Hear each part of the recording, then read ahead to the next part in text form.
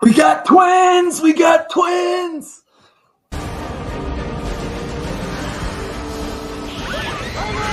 Welcome back to the Real Cinema Squad. I'm Austin, that's Ty, and that's Roman. And today we're going to go a little bit back in time and talk about Twister, the movie from 1996 that starred Bill Paxton and Helen Hunt and really gave us some of the best special effects.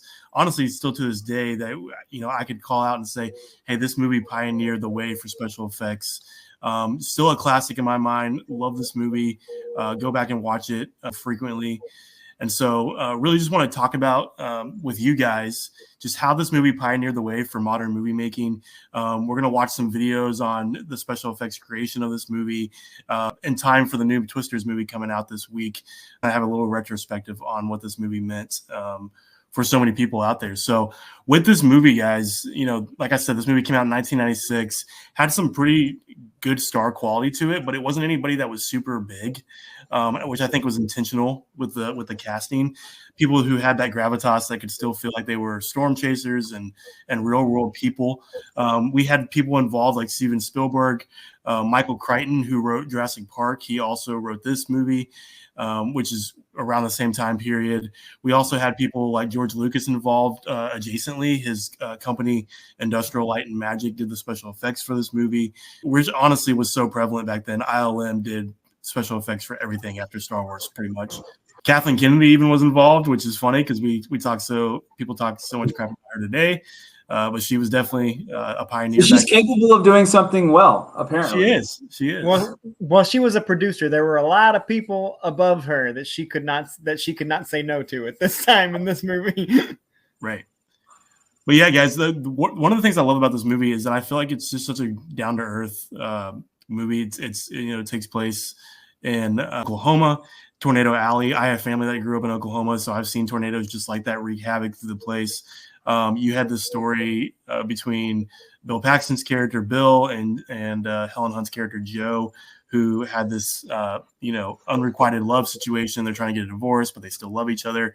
You just had a lot of fun characters along for the ride, and got to see some pretty cool explosions and tornado special effects. So what did you guys think of this movie? How do you guys remember this movie overall? This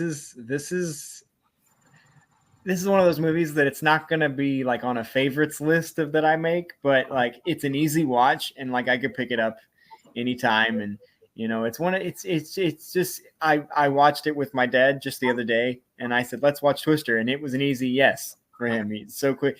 And like you said, it was so pioneering in its special effects. And, I told you guys before we hit record on this video that the tornadoes in Twister in 1996 look better than the Twister in Man of Steel in 2013. So do with that what you will.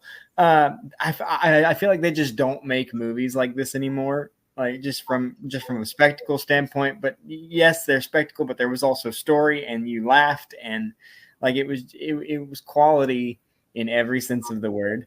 And while I have the attention of the audience, I do want to point out somewhat of a nerdy fun fact about the beginning of this movie.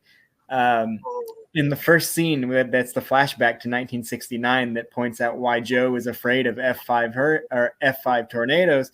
Her father tells them when he's trying to get them down to the cellar, he says the news says it's going to be big, probably an F5 hurricane, which this flashback took place in 1969.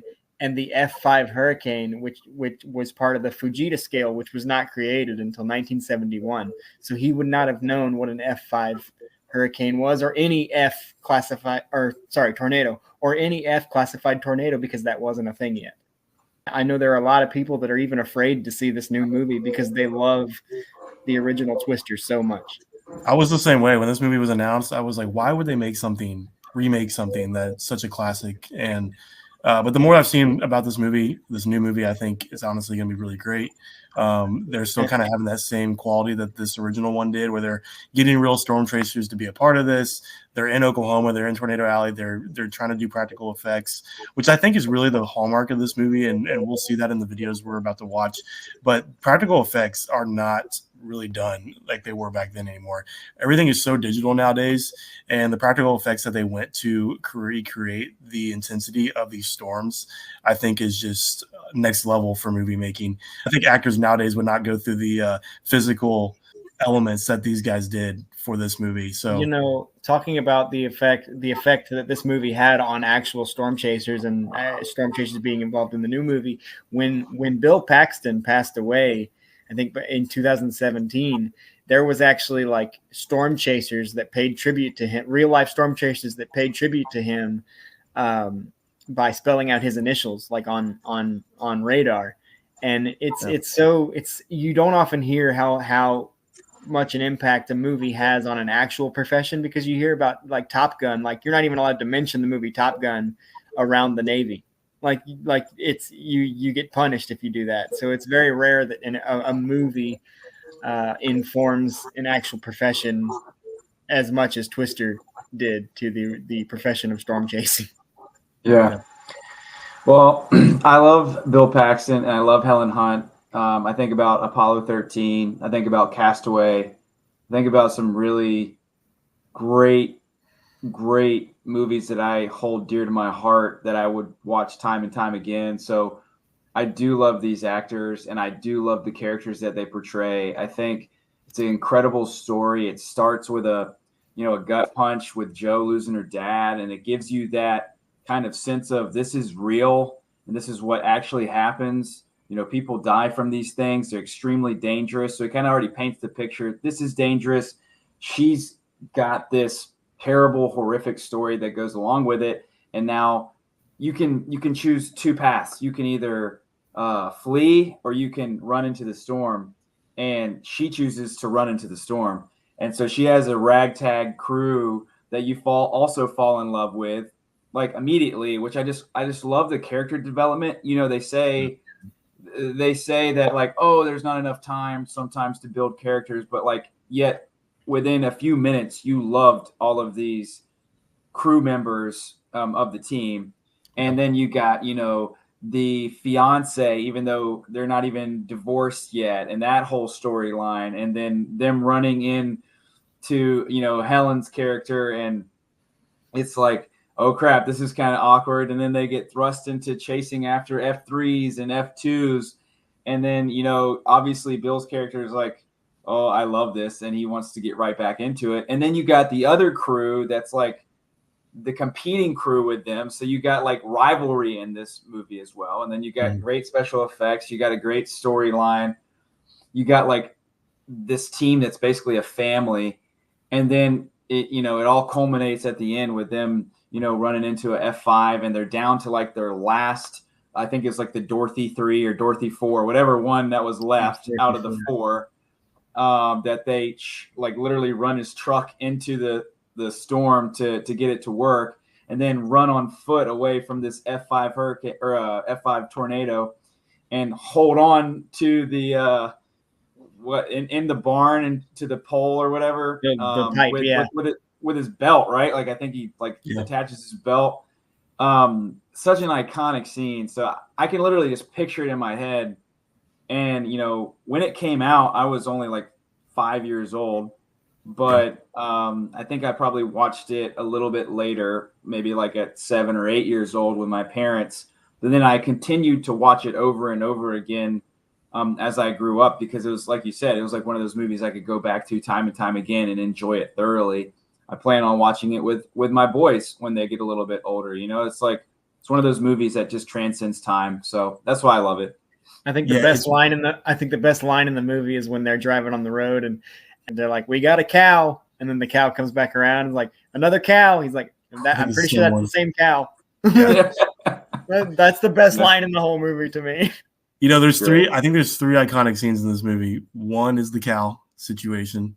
One is when they're at the drive-in and the tornado comes and rips up the drive-in when they're playing The Shining on the screen, which was just yeah. And then the last one is that scene at the end where they strap themselves to the pipe. This movie is not arguably the best line of the cow scene is what comes from the fiance after because she's on the phone with the client. She's like, "I gotta go. We got cows," and just hangs up the phone. Yeah, it's so funny. But for a movie that's not talked about a lot, I think it just holds a special place in my heart. You mentioned it, Ty, that the crew in this movie, the character development, they gave time in between the chaos of the tornadoes to really dive into what these characters' motives were and their relationship with one another. And you don't really see that a lot in movies nowadays, especially in disaster movies that came out after this. I think this pioneered the way for disaster movies, but this did it right. And so I hope the new movie really takes a hold of that. I mean, we had characters outside of Bill Paxton and Helen Hunt, like Philip Seymour Hoffman was the crazy guy on the team. We had Alan Rook from Ferris Bueller's Day Off that was in this movie. We also had Carrie Ools that was playing the guy that was the rival, who's from Princess Bride. He plays, Wesley. So this movie was stacked, but it was also people who weren't just like super high quality big names. It was people who looked like they could be doing this profession in real life. Yeah, I think one of the most telling scenes as far as like the character development and then of the other team was when they're going to Aunt May's house in Waukita, which was where they actually filmed the movie. They filmed it in Waukita, Oklahoma. And they arrive, and Helen Hunt's character of Joe was pushing back on like going to see her aunt and bother her aunt. But then when they do, like all the guys that are on the team like rush up to Aunt May, and she's like, "Hi, boys," and she like gives them a big hug, and then goes in and feeds them. Like that tells you like how bonded this group was. And then the scene where they're eating really gives you a good look at their group dynamic when they're not chasing storms, which I thought was very well done as well. For sure. So I want to show this video. This is showing a little bit of behind the scenes in the making of the intensity that they went through with trying to capture what a storm like this would look like. To recreate the violence of winds that can reach 300 miles an hour, DeBont again went for realism. Bring the wind up. Using the jet engine from a 707, massive fans, and even a turning rig that allowed Bill and Helen to be swept up by the force of the tornado. I knew reading the script it wasn't going to be, like a easy picnic of a shoot. Here we go. Hold on!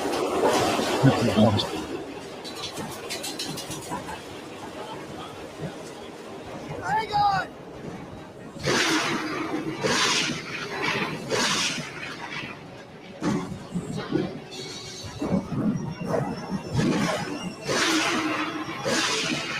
For the scenes when Helen and Bill drive straight into the storm, DeBont rigged up a caravan of semi-trucks spewing debris and ice chunks over the camera car and onto the actor's truck. Just before the tornado happened, there's other huge hailstorm. So I thought I have to have a real hailstorm scene in the movie. I wish I'd never thought about it. We couldn't get any hail in all of Oklahoma, so we had to import it from a neighboring state. We had like 4 or 5 40-foot trailers moving at the same time. 10 seconds later, all the ice is gone, all the debris is gone, and we had to go back to one. It took forever to shoot that scene. Stand by to roll. All right, guys, everybody knows this road's going to be barreling right through here, so nobody should be close to the side of the road. Let's put out, everybody, please. Everybody put out.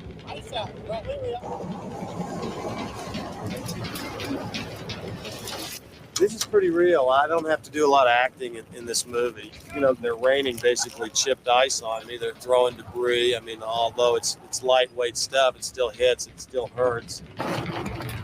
It's exciting stuff. This is why I signed up. It's a very physical role. Okay, it's almost ready! Hold on! We're almost there! We're almost there!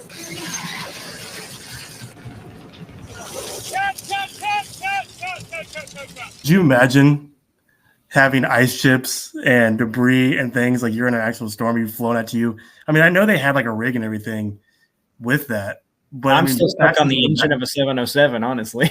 Right. I mean, Bill Paxton's in the back of that car and there's things literally hitting him in the face. And I mean, in that movie, you kind of assume it's special effects in terms of like digital, right? But when you actually see them driving down the road with these big tankers and they're throwing these things, I can't think of a movie in recent history that did something that physical in that way.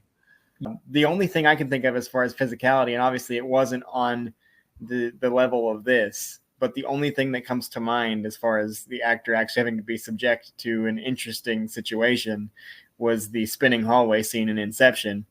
Because when they actually were spinning like a 30-foot long hallway, but that's got nothing on this because you're talking about weather and like limbs of trees and ice and that kind of thing.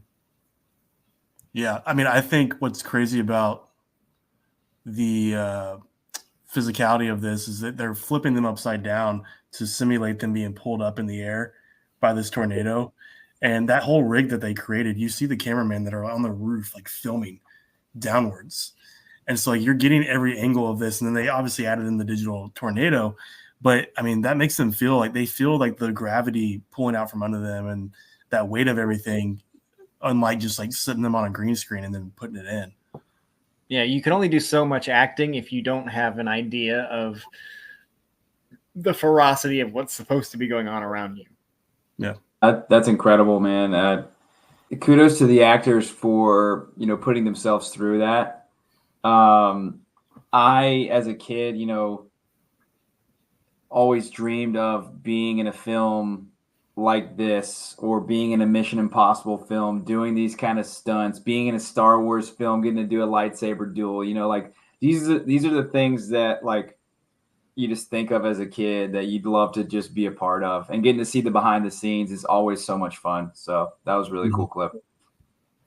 So do you guys, to close out, do you guys remember the ride at Universal? Oh yeah. You never I went know on? there was one. I never went on it. Yep. I wasn't a big ride guy as a kid, so I never went on it. Yeah, so my first ever trip to Universal and Islands of Adventure, that was when Jaws was still there. That's when Twister was still there. They had a Terminator attraction there. Yep. Like all these different rides that are now no longer there. Was great. I went with my parents, and it was one of the coolest rides. You kind of stood there and experienced all the different wind whipping, and it was pretty epic. I remember it fondly. Yeah, it simulated that scene from the drive-in. Kind of, you saw the tornado coming from the distance, the lights start falling down, kind of big explosions. They even had like a plastic cow that flew up in the air. But what was so great is that room, it kind of like the wind started moving really quickly to simulate that same feeling that they would have put in the movie as well. So you kind of felt like you were part of that scene. And even in the beginning of that ride, you had Bill Paxton and Helen Hunt come on the screen. They talked about, the intensity of the movie and making it, and they wanted you to relive the same experience. And that's what I think made Universal so great, especially back then, is that they wanted you to relive those movie making moments. Nowadays, everything's just so screens and you move through it and that kind of thing. But back then, between the Jaws, between the Twister ride and so many others, there was a real level of gravitas of you being like, oh, I'm part of this movie making experience. So correct me if I'm wrong, but don't they, it looks like they're gonna try to replicate the drive-in scene in the sequel. It looks like there's some almost like a drive-in type sequence where like all these people are gathered somewhere when the first tornado hits. Yeah, I'm sure there'll be nods to the original. I mean, they're going to pay homage to it for sure. I'm just bummed that there aren't going to be any original. So they say that, but I'm still holding out hope that the main girl in this, based on her look and everything, I'm hoping that she is connected to Bill and Joe from the original. I don't know if they're going to do that, but she definitely has the Dorothy contraption in this trailer. And so there has to be some connection, because, I mean, the only people that had Dorothy were the ones that made it. Which, by the way, it always needs to be mentioned when talking about Twister, the hilarious genius that their tornado device was called Dorothy. Oh, it's incredible. Like, that's just so funny. It's so smart from the Wizard of Oz perspective. So it's so hilarious. Well, guys, I'm super excited for this new movie. I know we're going to go see it together, get to do a review on Twisters later this week. But love looking back on old movies like this. Hope to do much more of this. So we would love to know what you think out in the audience just about this movie. What is your memories of it? What are your thoughts overall? How do you feel about the special effects and just old-time movie making? So please like this video, comment, and subscribe to our channel, and we'll see you next time.